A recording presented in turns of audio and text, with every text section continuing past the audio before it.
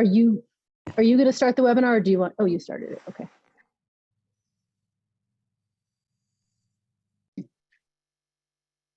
My name is Addie Rolnick. I'm the director of the Indian Nations Gaming and Governance Program at UNLV's William S. Boyd School of Law. That's a program that was established in 2020 by a generous grant from the San Manuel Band of Mission Indians. UNLV is in Nuwu or Southern Paiute territory. I'm joining today, dialing in from Coast Salish territory in Washington. For today's event, the INGG is collaborating with the UNLV American Indian Alliance and the Center for Indian Law and Policy at Seattle University School of Law. On Wednesday of this week, the Supreme Court will hear oral arguments in a challenge to the Indian Child Welfare Act. The ICWA is a federal law that, among other things, sets uniform procedural standards to prevent Indian children from being unnecessarily removed from home and placed in non-Indian families, a practice that took place for at least a century before the law was enacted. While no law is perfect, there is broad agreement across Indian country and in the child welfare community that the ICWA works. Congress has never amended it, and it is often referred to as the gold standard in child welfare practice. The case, Brackeen versus Haaland, is only the third time the court has considered the law, and it is the product of a decade of carefully orchestrated cases challenging it. We are fortunate today to have 4 panelists here to help us make sense of the case.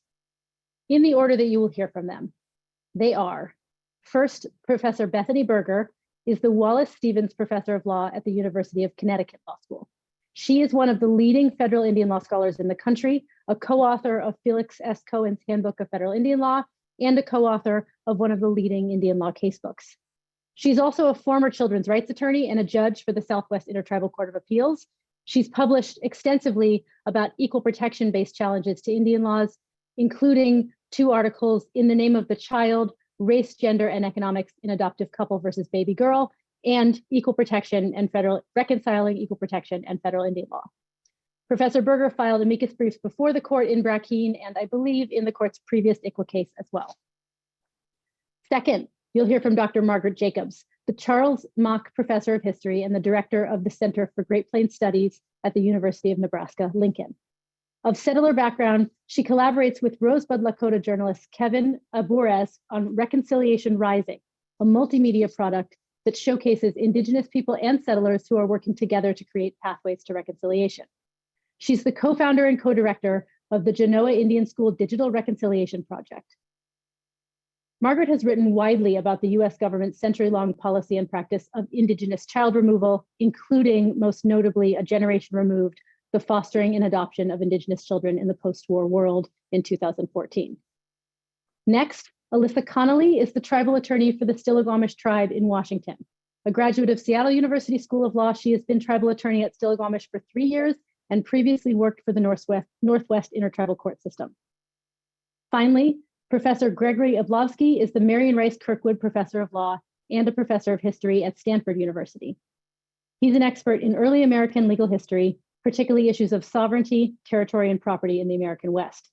He's written about the history of the Indian Commerce Clause, the importance of Indian affairs in shaping the US Constitution, and the balance of power between states and the federal government. His book, Federal Ground, Governing Property and Violence in the First US Territories, was published just last year. Professor Oblowski has also filed amicus briefs with the court in Brackeen, focusing especially on arguments about congressional power. Also with us today are Brooke Pinkham, Director of the Center for Indian Law and Policy, and William Bauer, a Professor of History and Director of American Indian and Indigenous Studies at UNLV.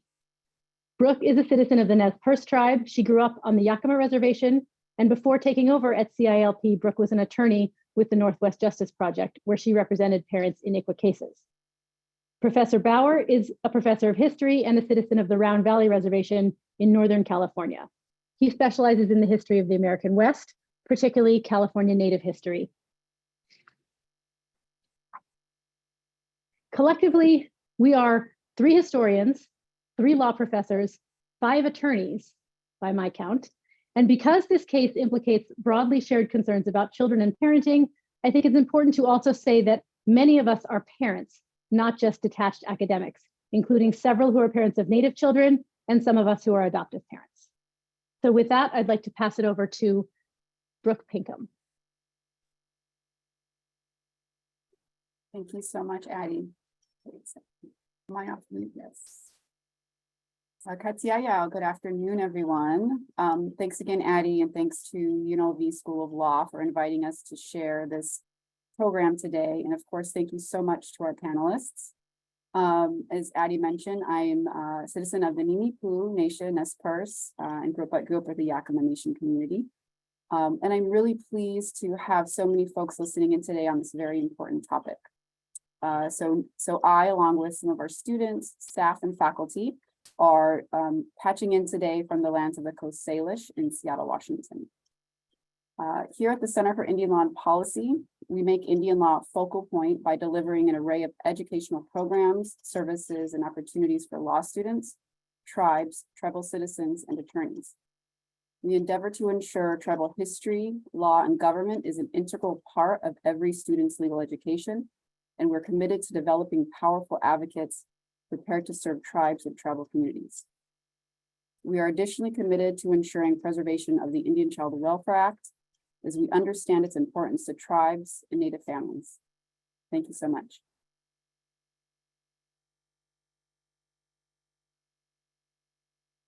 So we are delighted that you could all join us today. And I don't think we could have asked for a better panel. I want to turn it over to Professor Willie Bauer, who will serve as our moderator. Hello, everyone. Thank you for coming. My name is William Bauer. I'm a professor of history here at the University of Nevada, Las Vegas, an enrolled citizen of the Round Valley Indian Tribes of Northern California. And I think by what it looks like on the screen, I'm like this disembodied voice, or I'm like far away from everyone. We do have a couple people here in the room here. Yeah, right. So we got some live in-person people here for today. So we're kind of really looking forward to the kind of the dynamic aspects of this event. I think one of the things that I wanted to do today was to provide kind of a little bit of a historical background, and then kind of launch into the Q&A with our panelists on Zoom. So again, kind of when we were thinking about kind of events for Native American Heritage Month, members of the American Indian Alliance were noted in discussing that the Supreme Court was going to rehear oral arguments in the case Brackeen versus Haaland. The case, of course, features a non-native couple in Texas attempting to adopt an indigenous child. And then the couple has challenged the Indian Child Welfare Act, also known as ICWA, which has empowered tribal governments in adoption cases. ICWA was passed, I think, in an important historical moment for American Indian activism and for American Indian and American Indian sovereignty. In the 1960s and then the 1970s, we see the proliferation of indigenous political activism on reservations and in cities. In 1961, American Indian leaders met in Chicago and issued the Declaration of Indian Purpose to President John F. Kennedy. Later that year, young American Indians, kind of a little upset with like what they considered to be kind of the slow movement of some of their elder leaders, formed the National Indian Youth Council. And although these two groups might not always agree on everything, they both advocated for tribal sovereignty, self-determination, and the protection of indigenous cultural traditions. These three goals were then enunciated by the publication of Vine Deloria Jr.'s Custer Guide for Your Sins, the Indian of all tribes occupying Alcatraz Island in the San Francisco Bay. Coincidentally, the 53rd anniversary of that event will be November 20th. And then the American Indian movement's occupation of Wounded Knee. The activism of the 1960s and the 1970s prodded government officials to pass legislation that enhanced tribal self-determination and sovereignty.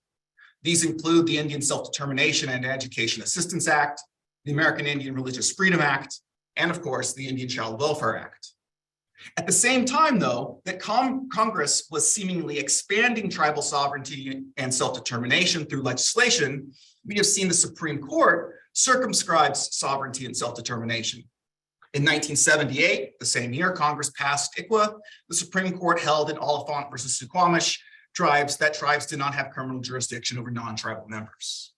In 1988, the Supreme Court held in Ling versus Northwest Indian Cemetery Association that Congress could harm American Indian religious sites on public lands because, as Justice Sandra Day O'Connor wrote, it is the federal government's land. The ebb and flow of the last few years illustrates some of what is at stake, both historically and legally, when the court hears Brackeen. And consider just the developments of since 2020. In 2020, the Supreme Court ruled that the Creek Nation had not been disestablished by Congress, and that the Creek Nation and the federal government, not the state of Oklahoma, exercise criminal jurisdiction in the case McGirt versus Oklahoma. As an aside, please find the podcast This Land, which has done a great job of analyzing the history of both McGirt and the Brackeen cases. And then later in 2020, President Joe Biden nominated Laguna Pueblo Deborah Haaland to be the Secretary of the Interior, the first Indigenous person to hold this position. Yet the jubilation of that moment, and indeed, if you listen to the This Land podcast, and you'll hear the kind of the gleeful nature of the host when she reads the McGirt decision, that the kind of the jubilation of 2020 has been dampened a little bit. Earlier this year, the Supreme Court held that states and the federal government shared jurisdiction over crimes committed by non-Indians against Indigenous people in quote unquote Indian country in the case Oklahoma versus Castro Herrera. And now in the Supreme Court is hearing Brackeen versus Haaland. And coincidentally, right, Secretary Haaland will represent the federal government in the case.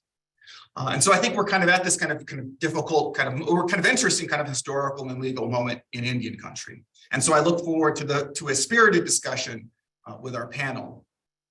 We have a series of questions that we're going to ask each of the panelists in order to kind of foster discussion. And then we'll hopefully have some time at the end of our panel for a Q&A. So for my first question then is for Bethany.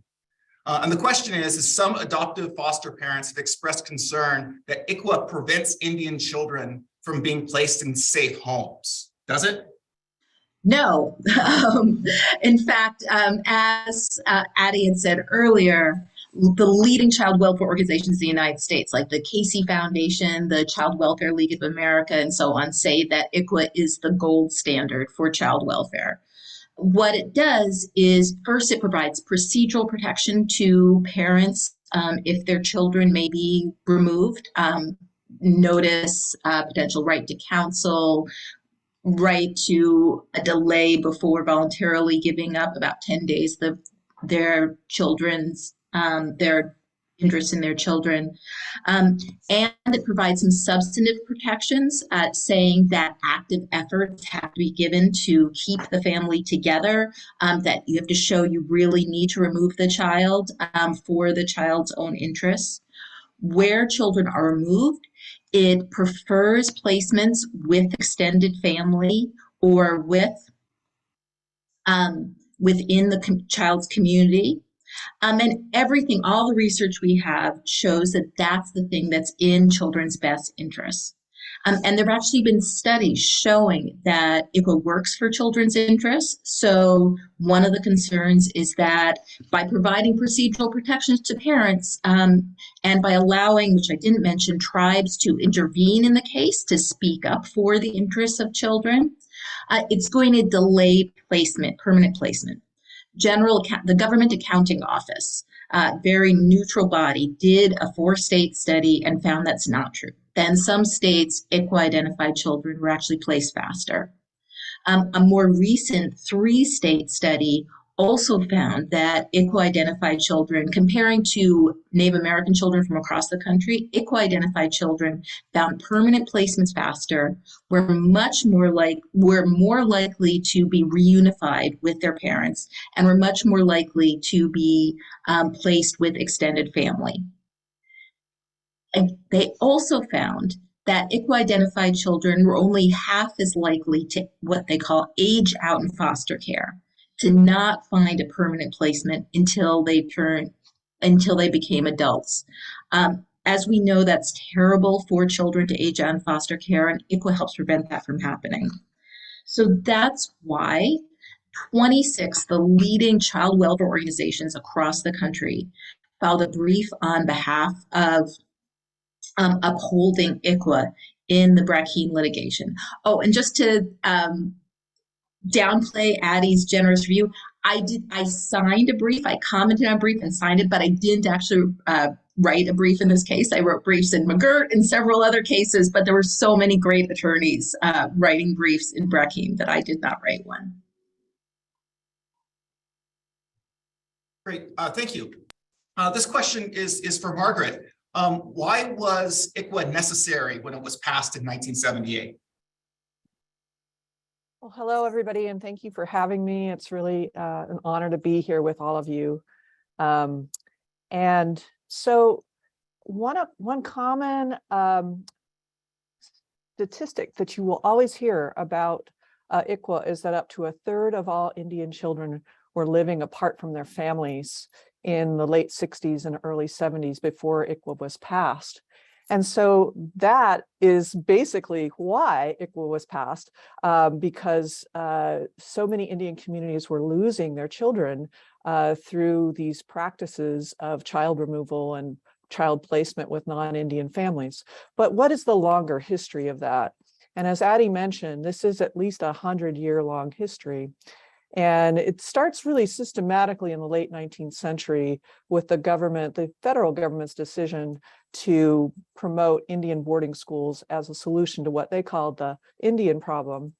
And their belief was that by removing Indian children from their families and taking them away for years at a time from their families and Christianizing them, making them learn English, forbidding them from speaking their languages, forbidding them from practicing their spiritual ceremonies, that they would assimilate these children and that they would eventually grow apart from their communities, their families, their lands, most importantly, their lands, and that they would eventually become indistinguishable from the general population, or at least they would become like, quote, useful. And you find that rhetoric a lot in the boarding school literature, making useful citizens out of Indian people, which really meant like bringing them into the margins of the settler economy.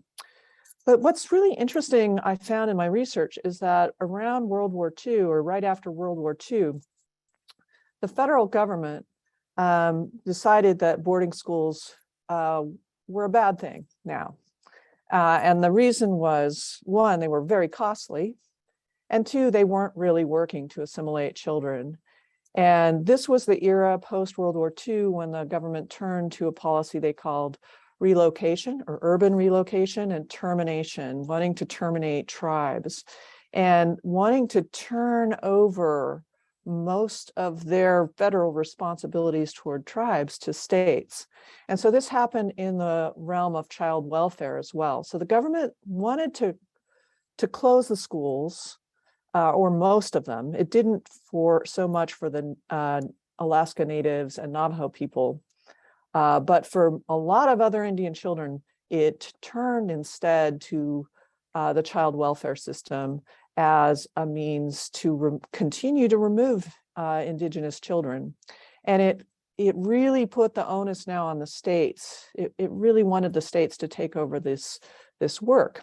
What's really interesting is you see these correspondence in the archives, the government archives, between state authorities and federal authorities, and they're always arguing about the cost. And so one of the motivations to move from institutionalization of children to fostering and adoption was cost. And they're always talking, oh, it's cheaper to put a child in foster care than it is to put them in an institution.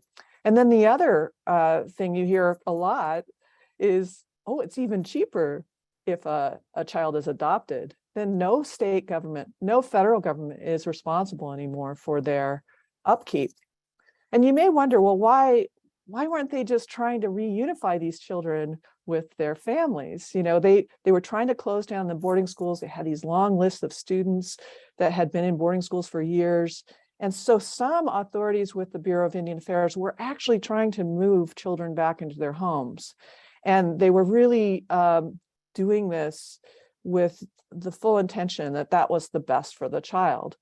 But there were these countervailing tendencies in this time period. I mean, the whole sort of termination agenda, the whole belief that Indian children could not really remain Indian, and that Indian nations could no longer, remain Indian too.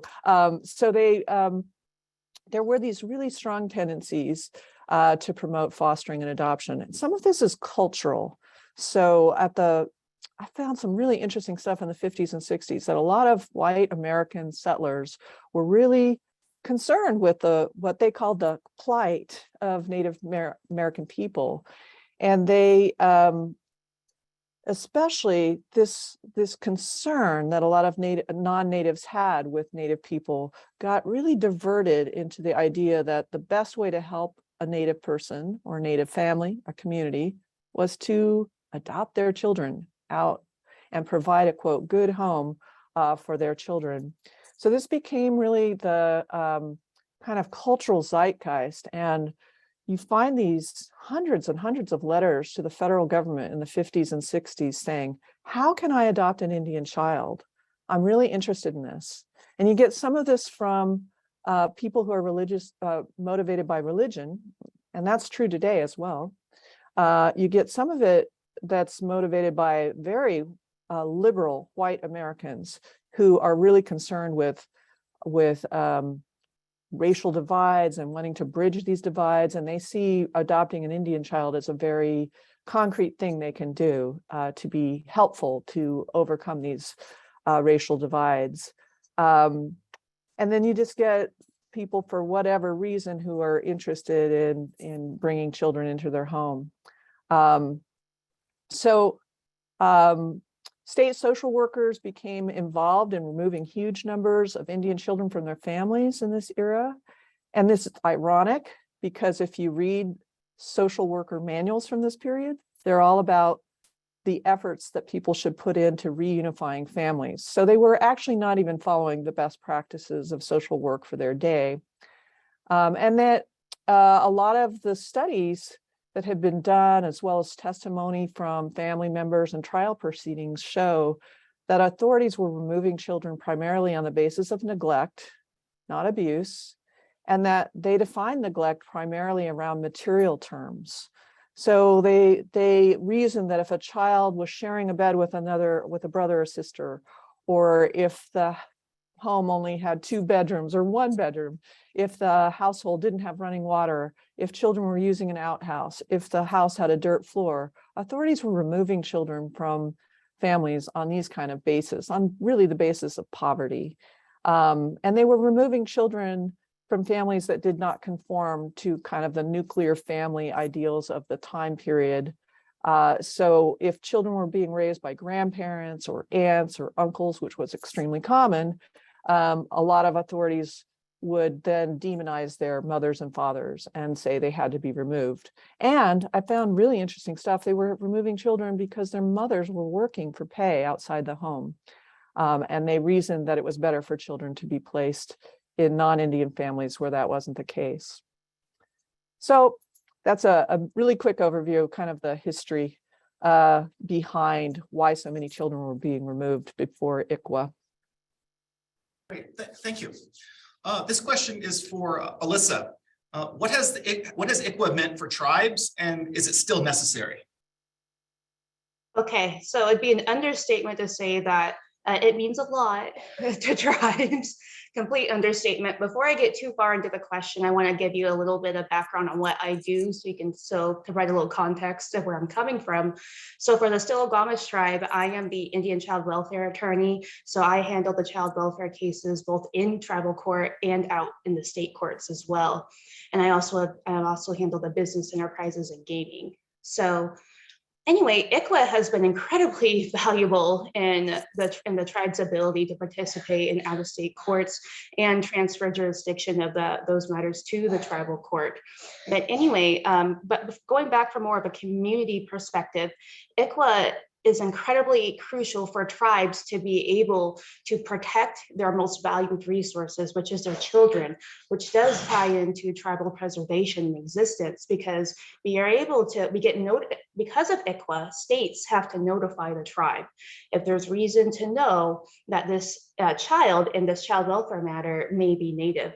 So, and then the tribe is given the opportunity to say, yes, that is one of our Native children, or no, that is not one of our Native children. And if it is a Native child and that child isn't enrolled, they can enroll that child and then start this connection between the tribe and this child, this cultural connection too. And so that's how it ties also into tribal preservation, which for some tribes that were really decimated due to during contact and all that, that's essential. There are some tribes with very low enrollment. And so it's it's huge. And so, but from a from more of a practitioner standpoint as well, one, it allows us to know what we don't know. I don't have a crystal ball that I can look in every morning to see, okay, has a Still-Amish child been picked up in any of the states? Like we don't have things like that. So we can only intervene on matters that we know about, first off.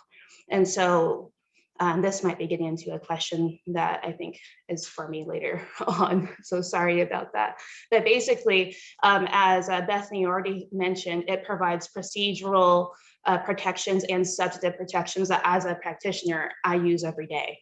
And it allows me to keep the tribal children connected to the tribe. And is it still necessary? I think I kind of touched on that too. It is absolutely necessary because, again, how are we going to know about the children in out-of-state state matters without the mandated ICWA notice requirements? And I think I just looked, gosh, maybe last week, hardly any states have implemented their own state ICWA statutes. Like I know Washington State has, because that's where I'm licensed to practice. I think maybe Oregon is, but I think the vast majority of states have not. And so if we don't have ICWA anymore, we're going to have to get creative on how are we going to know, one, and even when we do know, how are we going to intervene? We're going to have to look at the state rules to figure out how to intervene in this matter.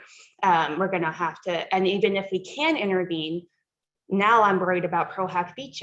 Who am I? So meaning I'm not, as an attorney in Washington State, this is for all the non-attorneys, as an attorney for Washington State, I am only licensed to practice in Washington State and also with the tribal bars that I admitted into here in the state. I can't go practice in Kansas without taking their bar exam. So if I have a child, which has happened before, that's picked up out of state, let's say in Kansas, I'm going to have to try to find maybe a tribe nearby who's willing to help me appear in that tribal court. We're going to have to get creative.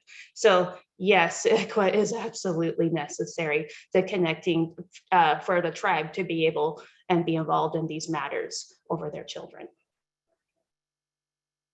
Thank you. Bethany, one argument being made in the case is that the law is an illegal racial classification that violates the equal protection guarantee in the United States Constitution. What are the arguments about equal protection being made here, and how does this relate to the court's prior ICWA cases? Okay, so the argument is that because it requires state courts to treat what ICWA defines as Indian children somewhat differently than other children, and because it prefers placements in tribal homes or in Indian homes if those aren't available, it classifies on the basis of race and therefore is unconstitutional. There are a few things you need to know why, at least based on existing precedent, that's a bad argument.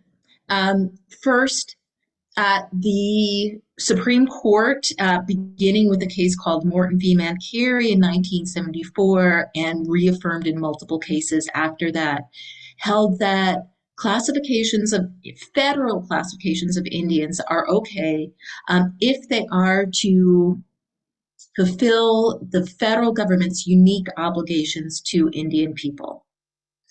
And as you heard Alyssa say, and Margaret say, there are lots of reasons that protecting tribal children and tribes' connections to those children is very much part of the unique obligations to Indian people. First, the federal government, through boarding schools, through encouraging adoption far from the reservation, and in other ways, has very much done a lot to encourage that separation of tribes from their children. And as Alyssa said, children are the future of tribes, and Congress recognized that in enacting ICWA. The Supreme Court holdings starting in 1974 were based on the history of the Constitution. So the Constitution, in its very language, in the Commerce Clause, says that commerce with Indian tribes is within Congress's power. So it singles out tribes as an appropriate subject for legislation. Also, when the 14th Amendment, which gave rise to equal protection claims, was ratified, there was a lot of discussion of what did this mean for Indians and Indian tribes. And the agreement was that tribes had a separate sovereignty. So it didn't apply to Indian people as it would to Chinese or African Americans and so on. Also important to note is, how does the statute define Indian children? Indian children are those that are either, one, enrolled tribal citizens, or biological children of tribal citizens and themselves eligible for enrollment. This is a purely political classification.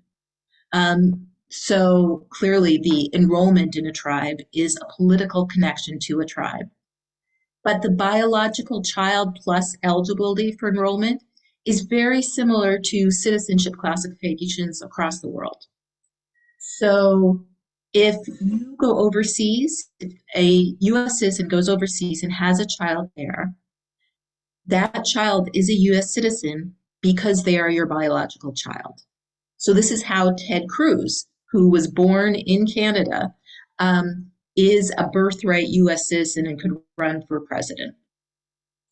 So to your question about, and so this excludes a lot of children that might be considered racially Indian, that you might say, oh, they are racially, they have racial heritage from the peoples that were here before settlement and colonization. It also includes a lot of people that folks would look at and not say that they are racially Indian.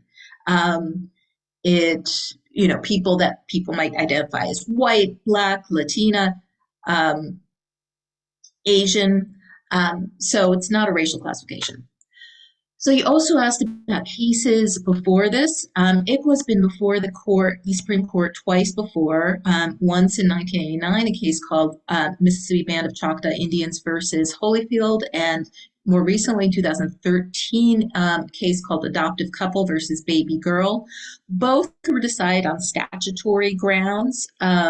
Neither ruled on the constitutionality. But in Adoptive Couple versus Baby Girl, there was a lot of emphasis in the litigation and really lies that the child was classified as Indian because of her Cherokee heritage rather than her eligibility for enrollment.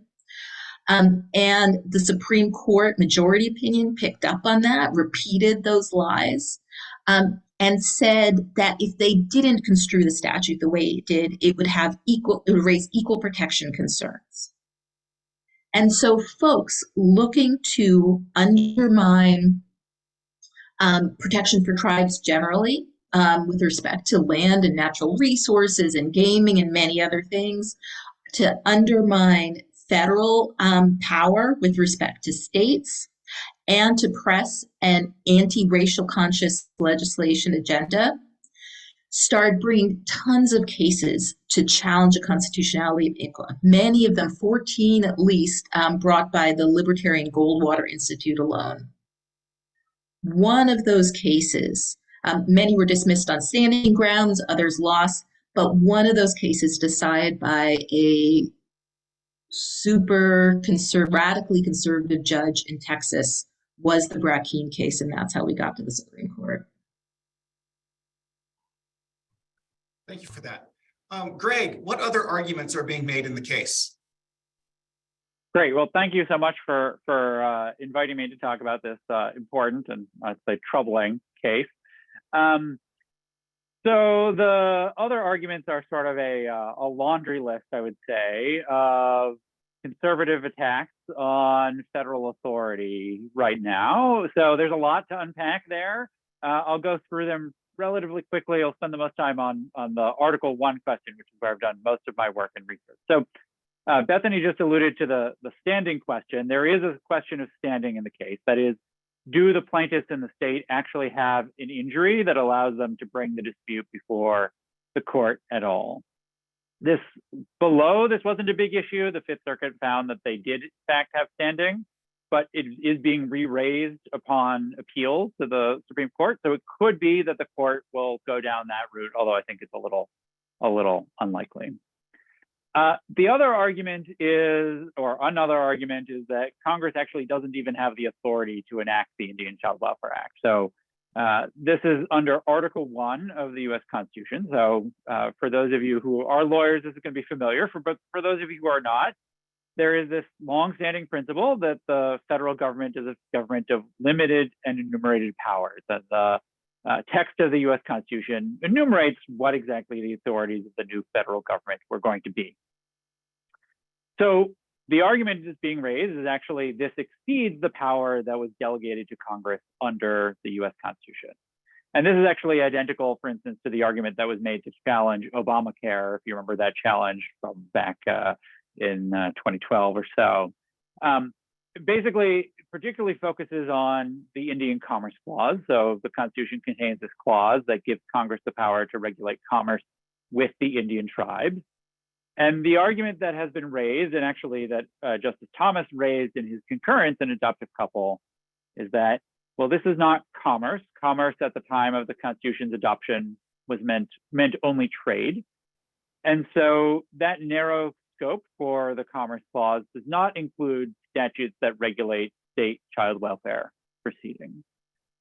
There's a lot more to unpack here. My amicus brief is sort of tries to explore the original understandings of federal authority over what was known then as quote unquote Indian affairs.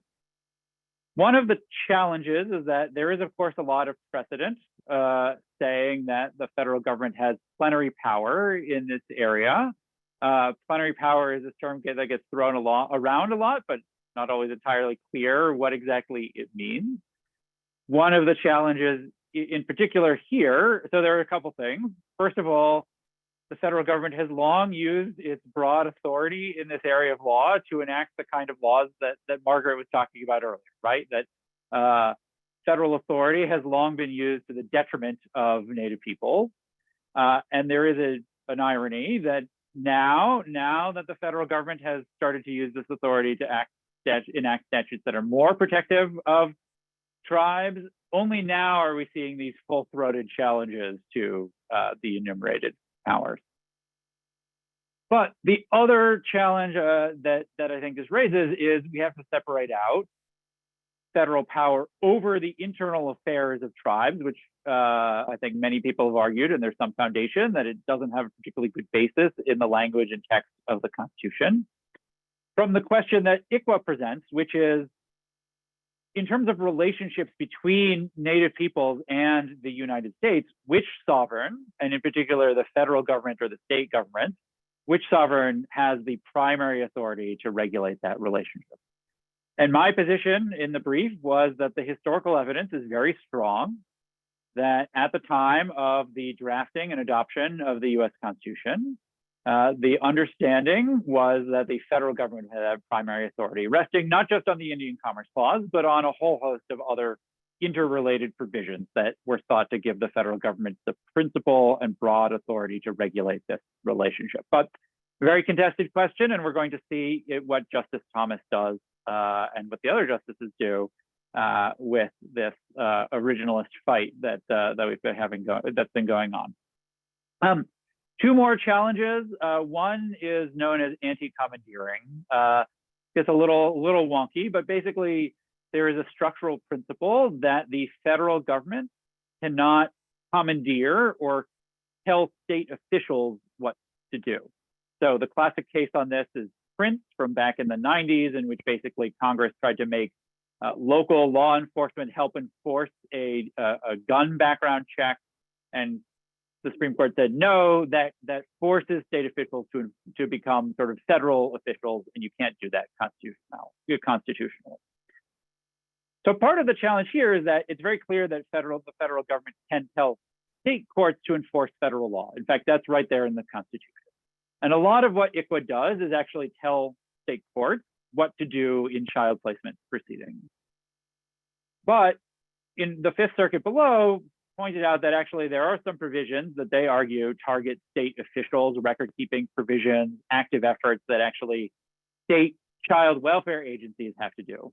And the Fifth Circuit decided that actually that was commandeering state authority. And so that was unconstitutional under this principle of anti-commandeering. And then finally, there is this other challenge under what is known as the non-delegation doctrine, which has been getting a lot of airtime lately. This is part of the broader conservative challenge to the administrative state that we've been seeing in recent years. And this is this principle that Congress actually can't delegate authority, in this case, authority to set placement preferences, to either, often it's administrative agencies, but in this case, they're arguing that they can't delegate this authority to tribes at all. I tend to think this is probably the least likely route that the court will take. There's pretty clear precedent on this question, a case called Masery, where they said, look, Congress has this authority to recognize authority in tribes. It doesn't implicate constitutional concern. And it's not a great fit for some of the existing non-delegation precedents the court has been very eagerly pursuing in recent years.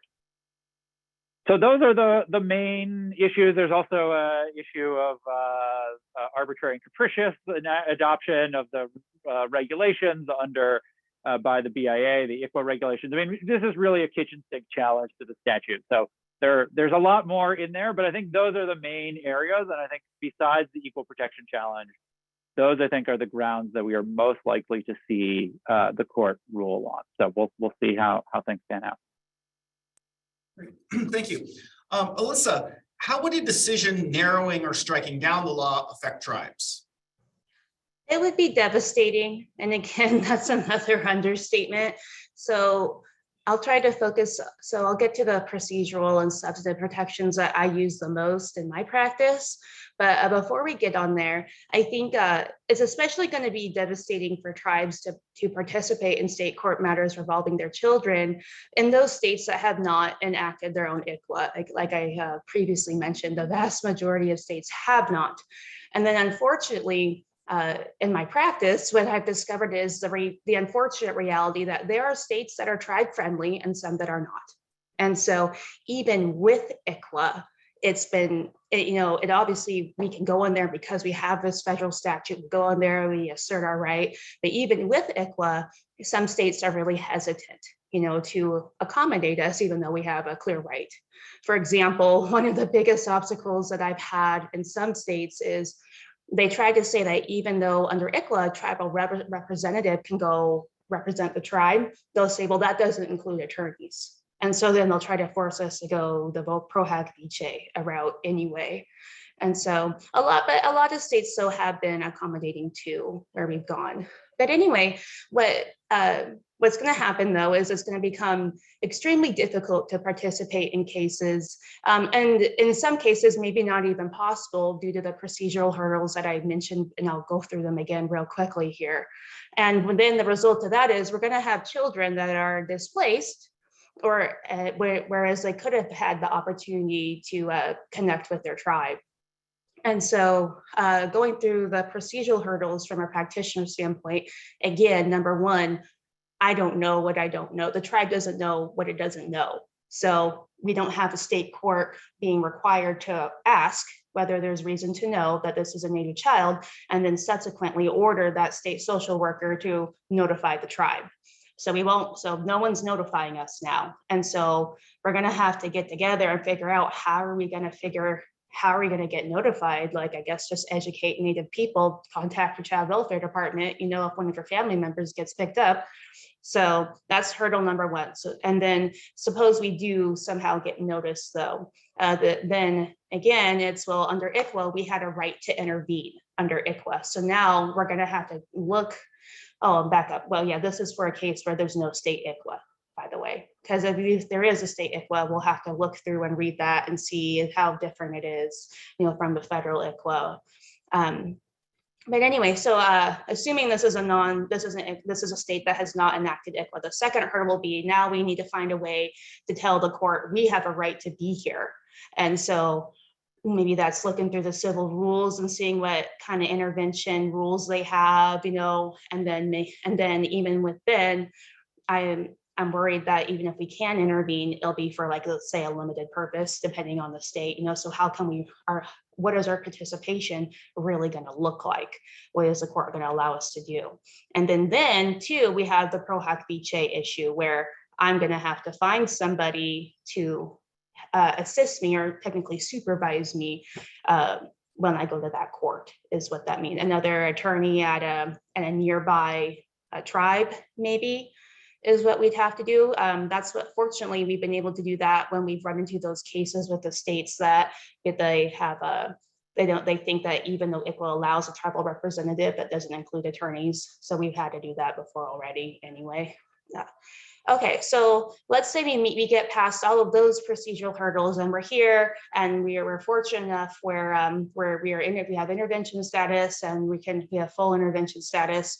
Now we're running into the substantive law protections that we once had under ICWA and its regs. So ICWA laid the actual law laid out all of these rules about this is when it's permissible to remove a child and break up the Indian family. And then it also has regs, and the newer regs are binding on state courts.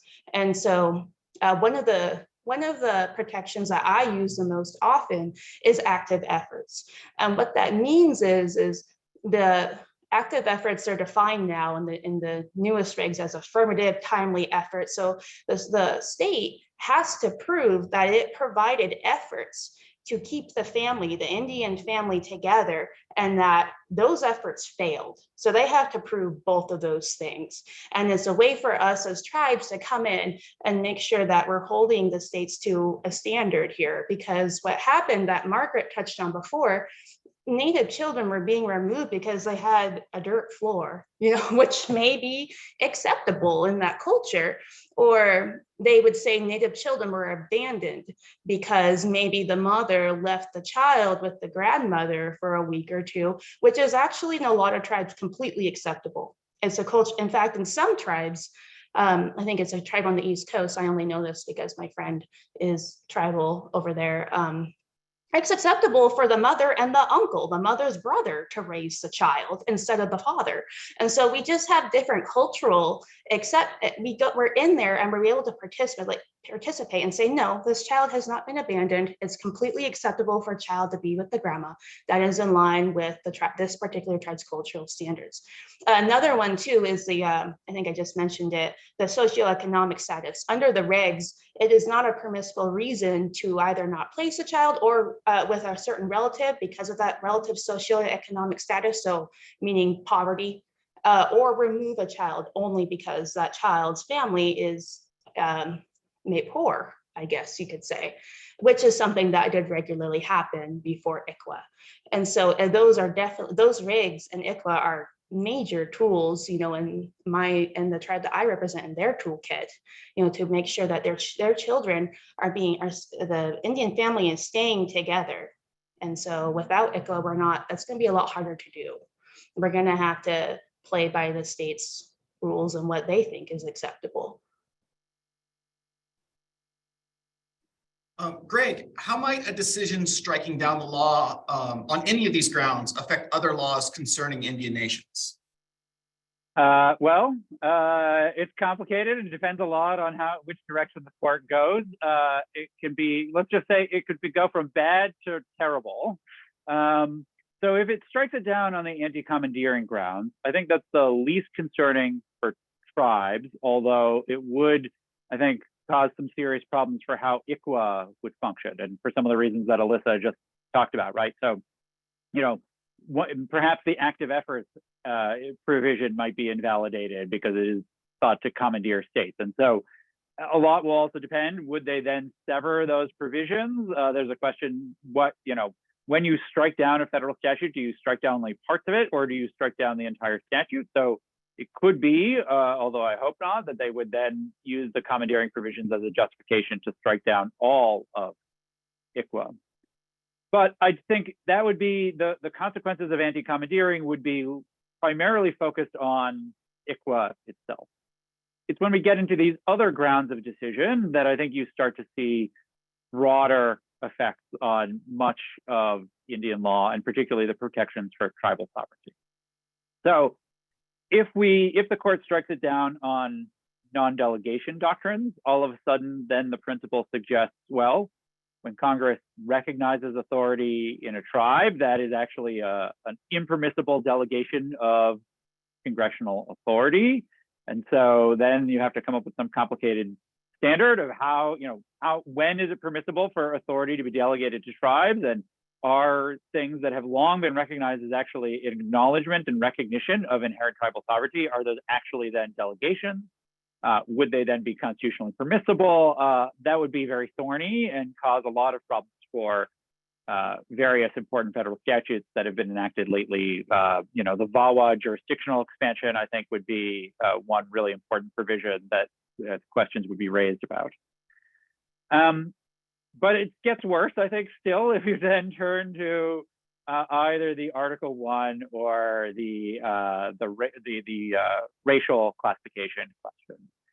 So the Article 1 question would then raise questions about the legitimacy of lots of federal statutes that are regulating Indian affairs, including the many statutes that Willie outlined at the beginning that actually serve to protect and defend tribal sovereignty. If they cannot be thought to tie directly to commerce in some narrow sense, I think there is the potential that they could be read to be invalid as well. So, there are lots and lots of federal statutes that don't seem necessarily very closely tied to trade in the way that I think Thomas imagines it, and there'd be a big constitutional cloud that would now hang over lots of those. I mean, the VAWA expansion again could be invalidated under that provision, or many, many other congressional statutes would be called into question.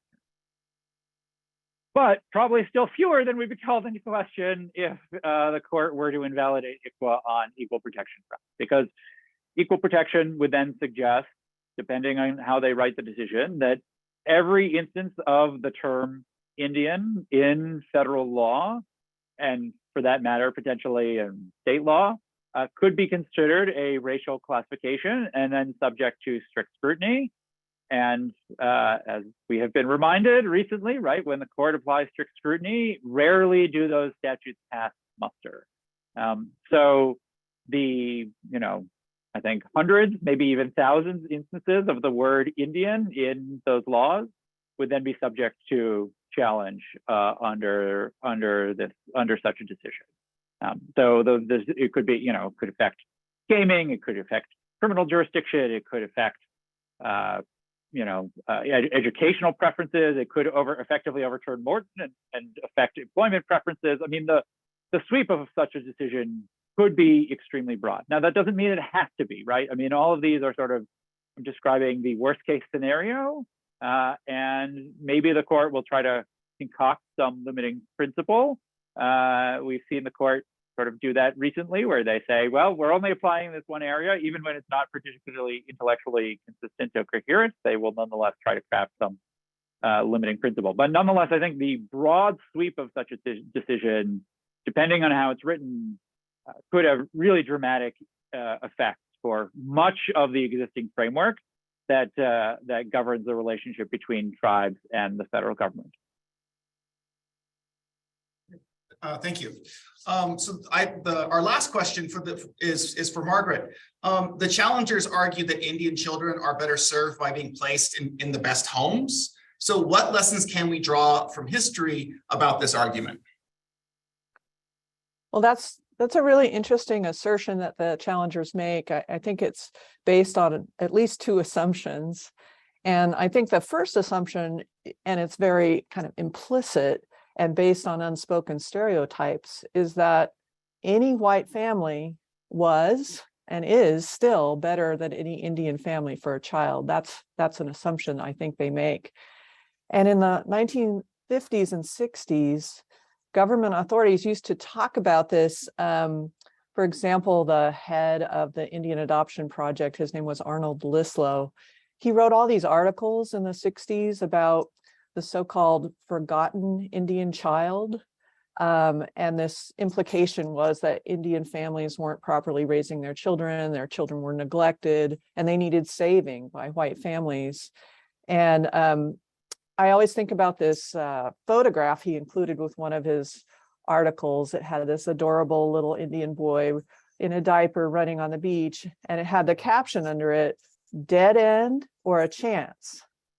And I think that conveyed this really common stereotype from the 50s and 60s that a lot of white Americans had about Indian communities and families that became the basis for why they're removing children. And there's another pre-ICWA example I think is really interesting from a court case in which a Texas judge argued in the Bernadine Broken Leg case that an Indian girl should stay with her white father's parents and not be returned to her single Indian mother because the mother could not provide all the material benefits to her child that the adoptive family could.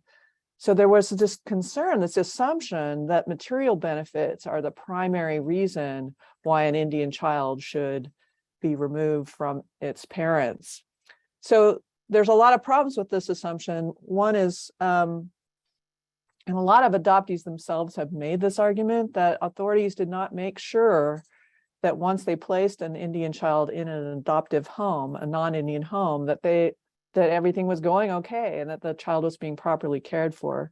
And this is a point that Sandy Whitehawk makes frequently. Sandy is an adoptee herself from the Rosebud Lakota Nation, and she founded the First Nations Repatriation Institute to help reconnect adoptees with their families and tribes.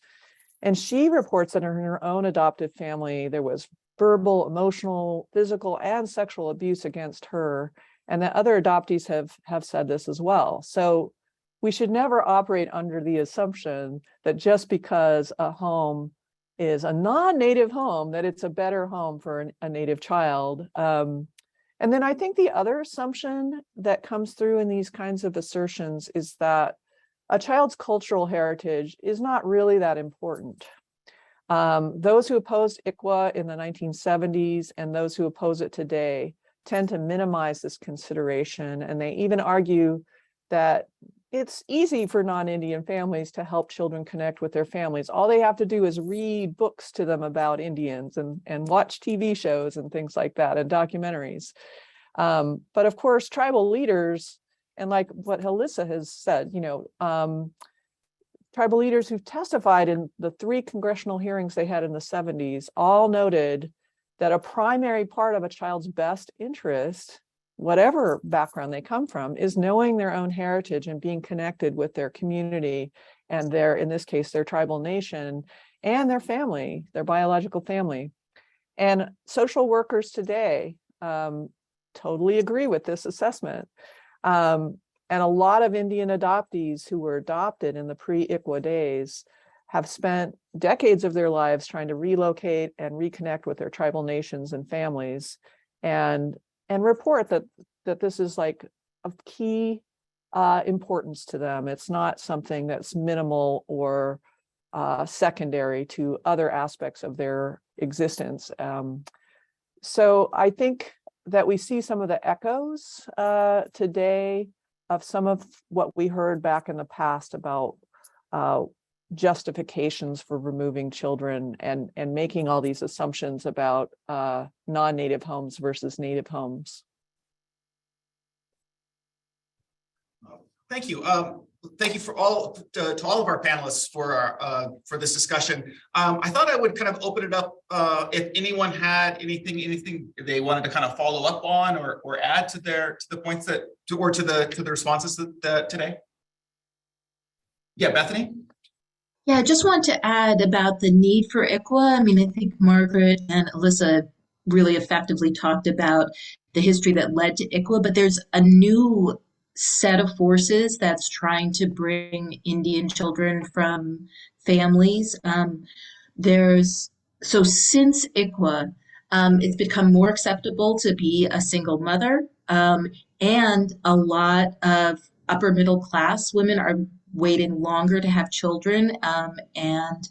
So there's both and I believe this was said in Dobbs, there's a lower supply of adoptable babies, and there's a greater demand for adoptable babies.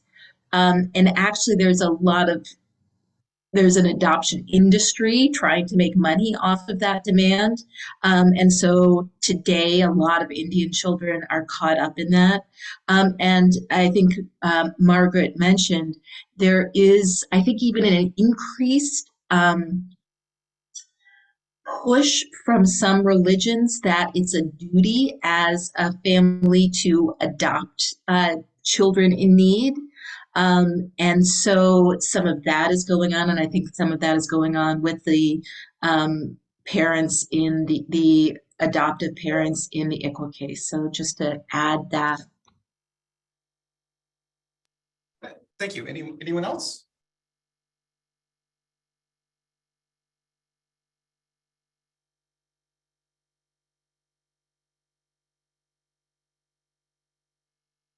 Unsurprisingly, our discussion has generated a lot of questions and answers. So we have a lot of questions in the Q&A, and I'll start off with the first one, which I think, Alyssa, you had kind of referenced a little bit. So what percentage of Native families are in states such as Washington and California that have now adopted state versions of ICWA? And will a US Supreme Court decision have a muted effect in those states?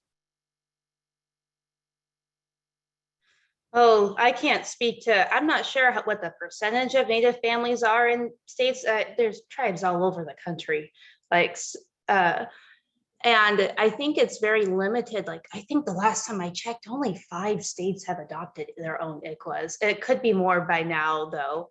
Oh, and I can't see the rest of the question now. Where did it go? I think there was another part to that question.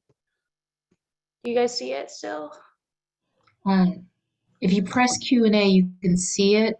But I mean, I think probably it's a relatively high percentage. I believe Oklahoma has adopted one, New Mexico has adopted one. A lot of the states with high percentages of Indigenous kids, not all, but have adopted the state-specific statutes. Two questions. One is they adopted those statutes against the backdrop of ICWA, so they could repeal those statutes or change those statutes. Also, to the extent that the decision is on equal protection grounds, it would challenge the constitutionality of those statutes as well. So, there's still a lot of concerns. Yeah, oh, okay, so I see it now. Will a US Supreme Court decision have a muted effect in those states? I guess it just depends on the opinion. And like I said, like Bethany just mentioned, if they strike down ICWA due to equal protection concerns, then potentially that I'm not as concerned about the states that have their own ICWA, because again, like Bethany just mentioned, those ICWA, the ones that I have seen do resemble the federal ICWA. And in, for example, even in Washington state's own WICWA, we'll call it WICWA, they say that we're going to construe in areas where there's a more heightened protections in the federal ICWA, we're going to use that instead of just the Washington ICWA as well. And I'm not too familiar with the other states' ICWAs at this point, though. Thank you. We have a question in the room. Hi, can you all hear me? Yes. Okay, thank you. So I'm interested in the race versus citizenship argument and how, I guess, my first understanding of this was from adoptive couple versus baby girl, and then the dissent, which sort of goes in on, oh, well, she's not even Native, she's only got this small percentage. So is it useful for us to think of these classifications as both racial and citizenship? Or is it best to sort of throw out the racial argument so then we don't have these equal protection problems at all? What do you think is the strongest standpoint for preserving ICWA based on those two classifications?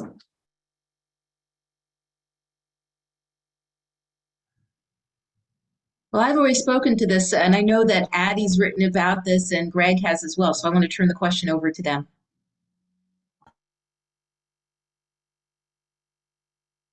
I'm not supposed to be a panelist, so I'll give a very quick answer to this. I will just say, so Bethany and I both have written a lot about just how equal protection is used to challenge Indian laws. And I will just say, my view is that in the landscape of, there's a lot of Indian classifications that are defined differently across federal law. And if I had to just kind of pile them up according to the easiest to the most difficult, the Indian child classification is one of the easiest to defend. It's just really clearly a classification based on citizenship. And Bethany explained how the single generation removed descended from a parent and eligible for enrollment.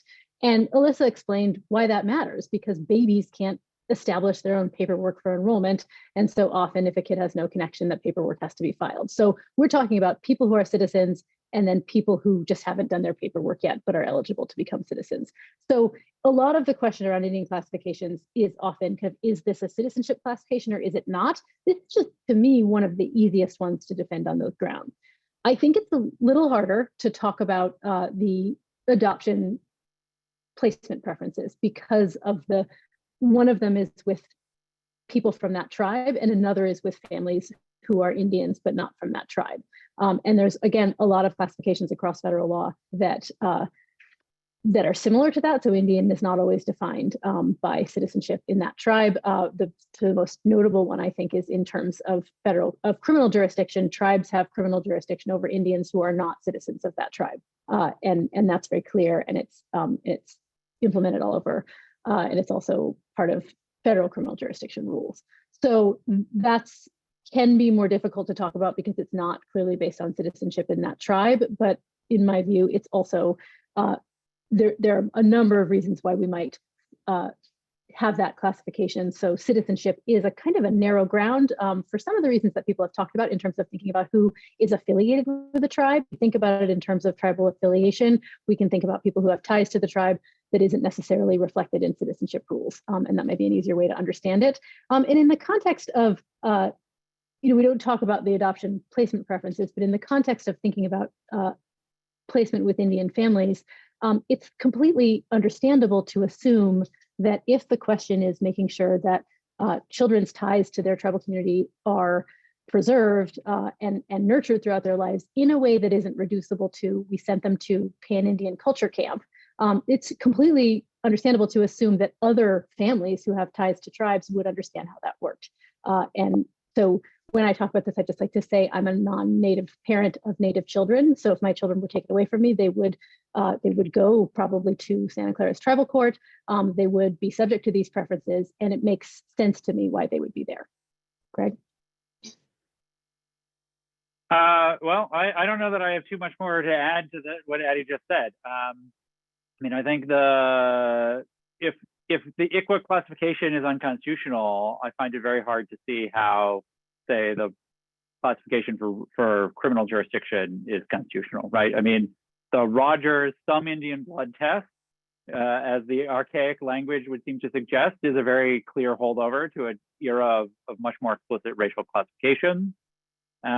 And so, I think what is the most likely outcome, if they were to try to limit it, would be some intellectually dubious limiting principle that basically said, well, we're only applying it to this because we care a lot about adoption and we don't want to destroy the entire apparatus of federal criminal jurisdiction.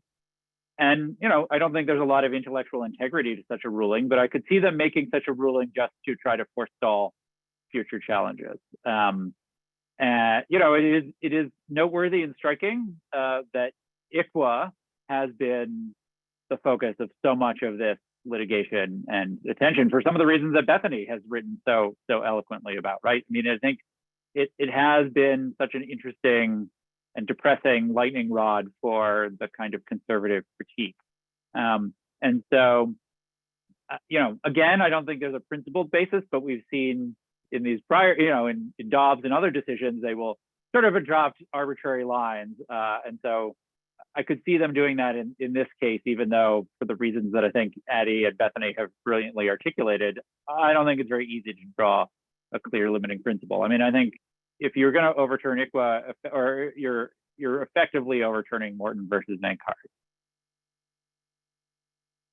Yeah, it's striking to me that this is, so people who are genuinely concerned about things that look like racial classifications in Indian law, it's striking to me that this would be the statute that would be chosen because it is again, in my view, the Indian classification is one of the easier ones to uphold. So it suggests a desire to go after other laws.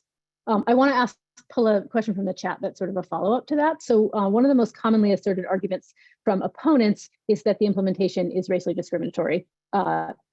So this is the question about how we should sort of think about race here. So there's a historical argument that the way that, so a lot of what Margaret talked about, the way that Indian children were treated historically, assimilating them into white families, Christianizing them, was an act of race discrimination. But at the same time, if we want to defend ICWA today, we say that it's not about race.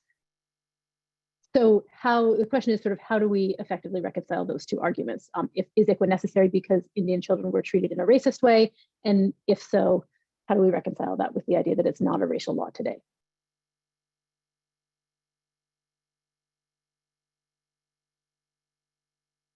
I think this is a Bethany question because I really feel like this is your UCLA article is basically squarely on point, I think. Yeah, it was a long time ago. It's an Abby question too.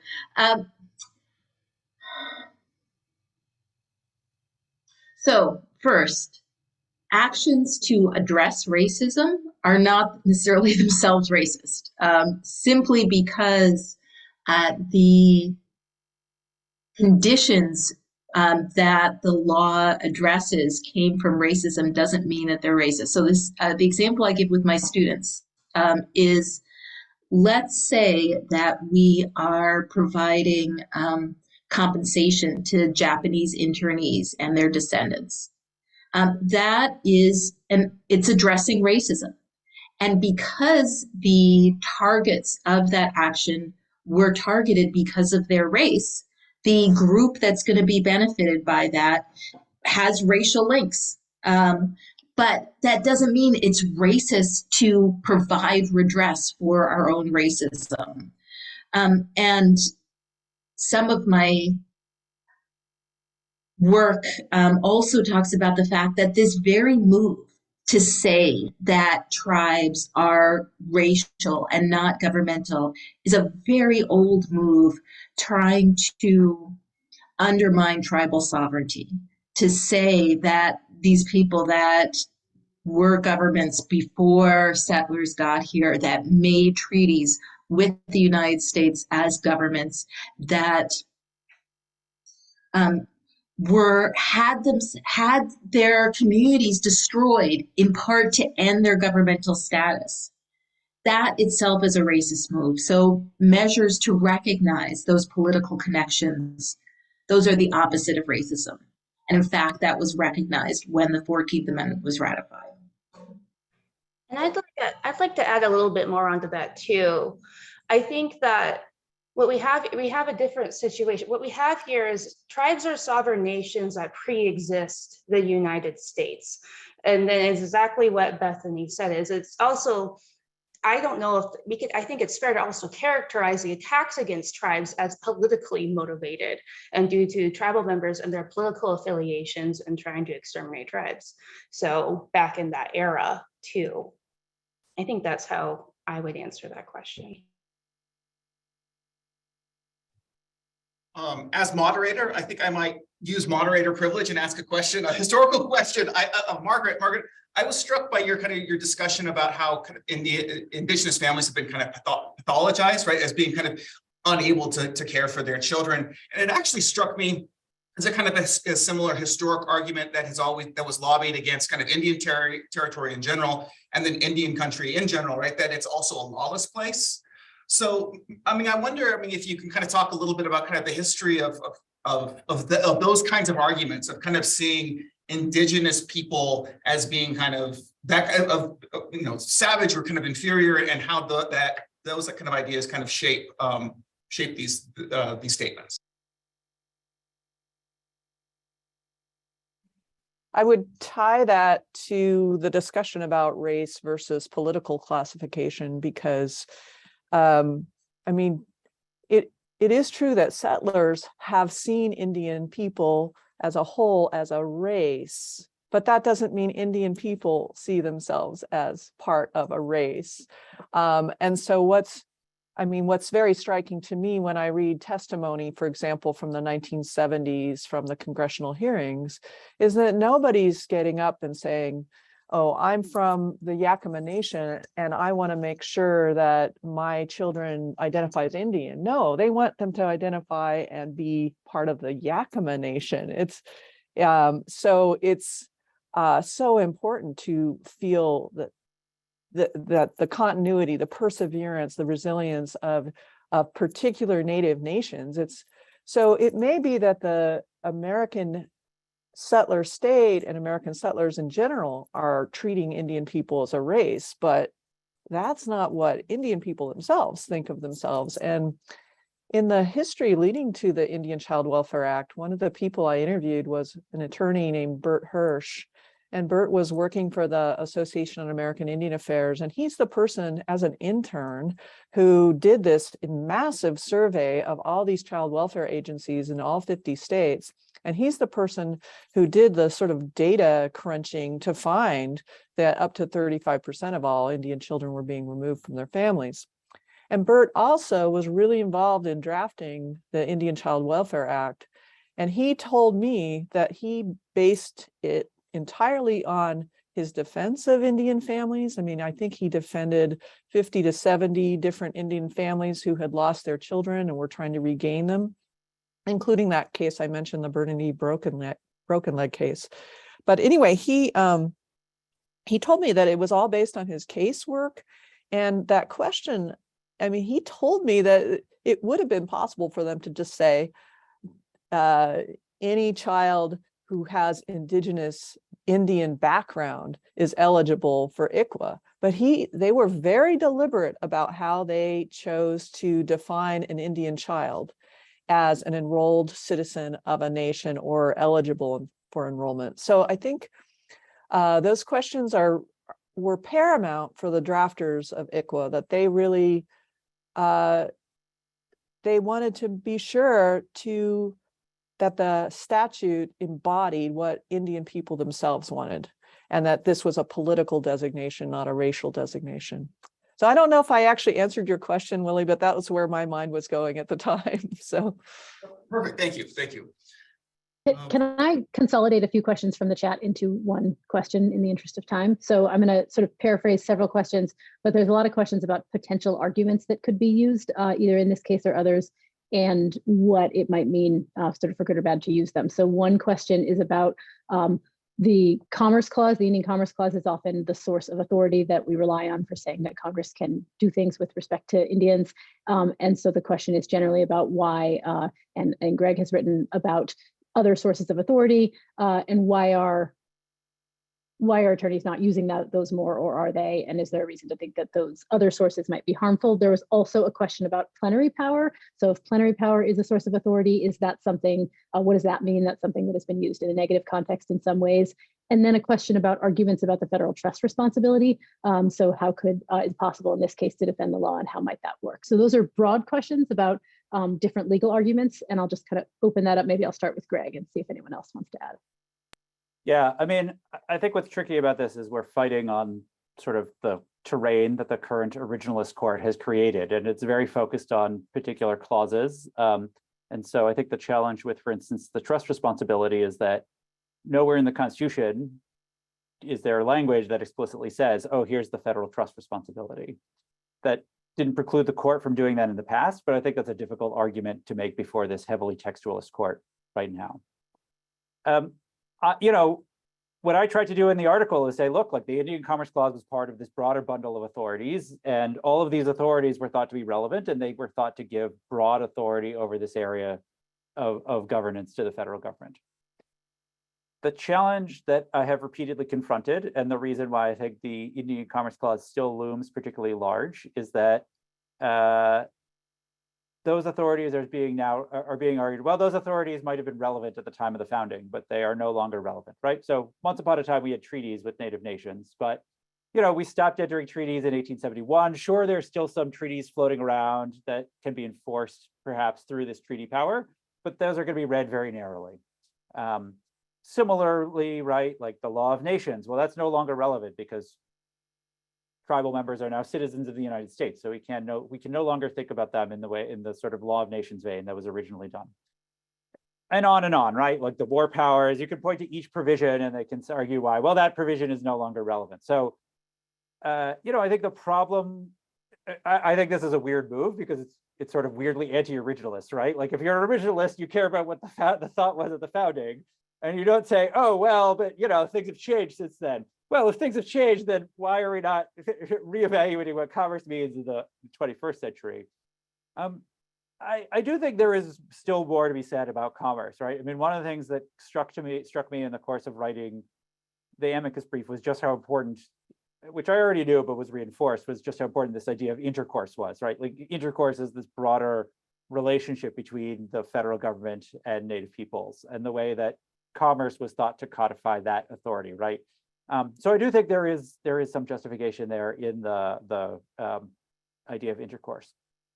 So the question about plenary power, it's an uncomfortable, I don't love the role that I find myself thrust into where I have to defend federal authority in this area, because I think that could be misread as a broad defense of the plenary power doctrine.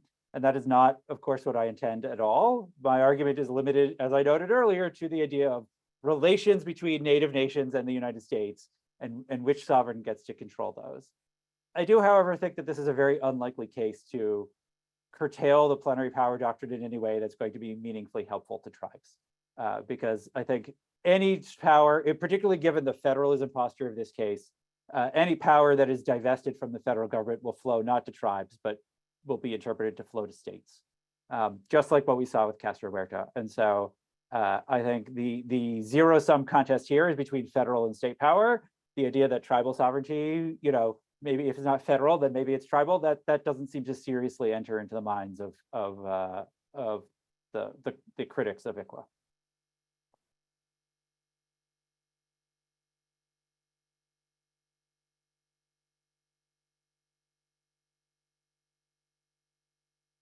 Any follow-up on that one?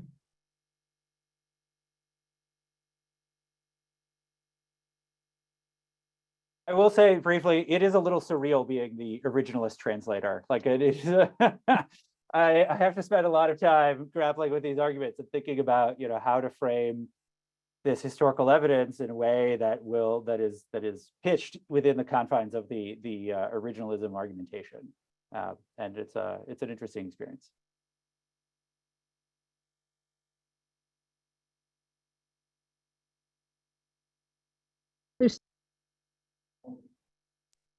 Can't unmute. Two other questions I see that I think are sort of related that I'd like to, I guess, give my answer and then let that be a question for the rest of you. So one is about whether the boarding school initiative will, I think the wording of the question is reinvigorate support for the Indian Child Welfare Act.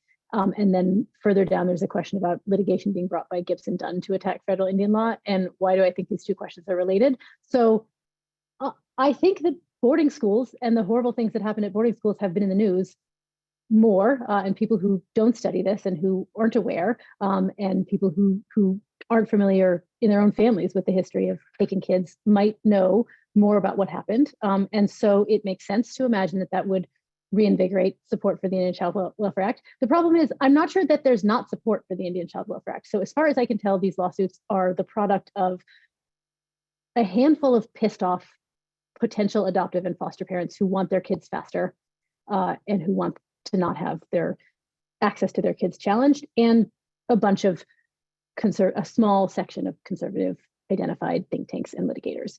So while I think that it does help that more people have an understanding of why this law is necessary, if you read the briefs in the case, you can see that across the child welfare community, there's not disagreement about whether this is a good law. And so I don't know that that will change the case. And we've all alluded to this a little bit, but it's just a sort of a surreal moment, because a lot of what the court has done and is considering kind of doesn't make sense and seems tied to a bunch of other fights that are happening. In this one, I think that Native children and families and tribes are in the crosshairs of fights that have nothing to do with them, and that to the extent that it is about adoption, the parents who want the children and the foster parents who want to hang on to their children, they're kind of being co-opted into this fight as well. I don't know the answer to Gibson Dunn's specific involvement, but I know that this case is not unconnected to a number of other challenges that are happening kind of across the board in the equal protection area and otherwise.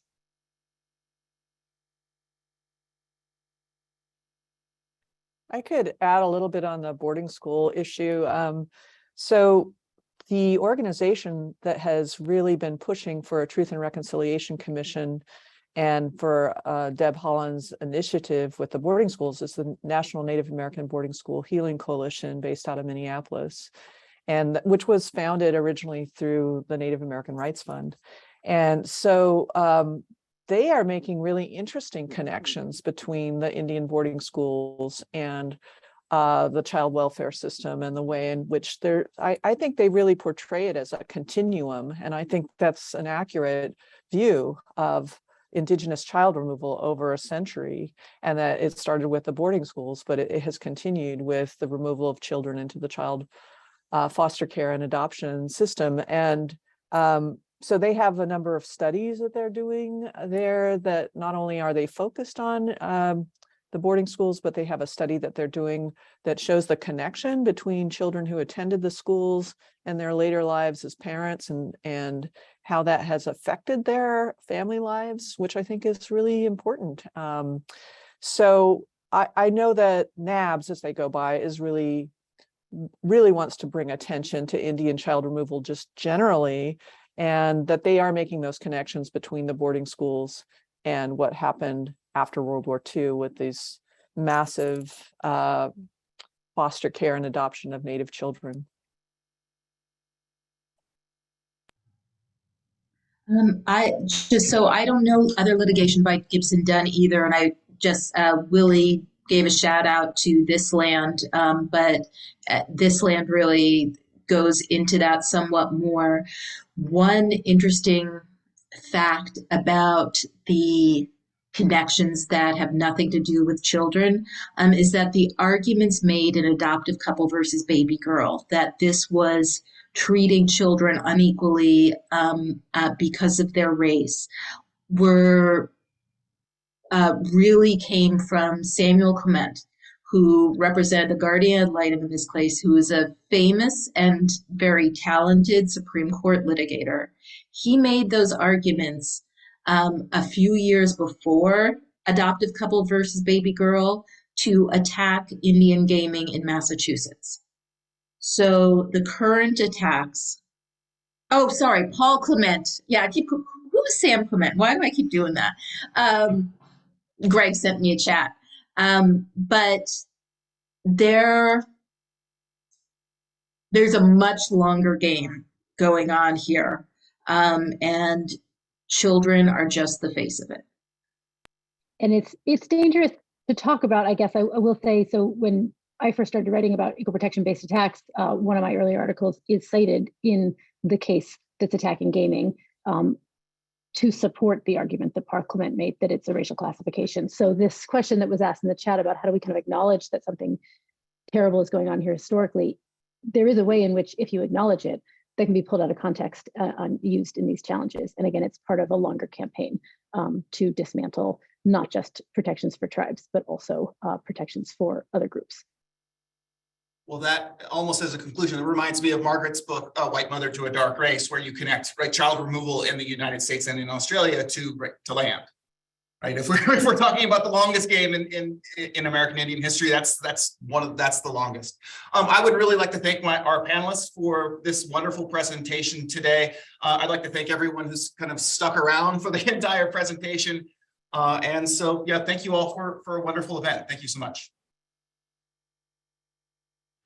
Thank you for your work in organizing this. Thank you all. Thank you all for your time.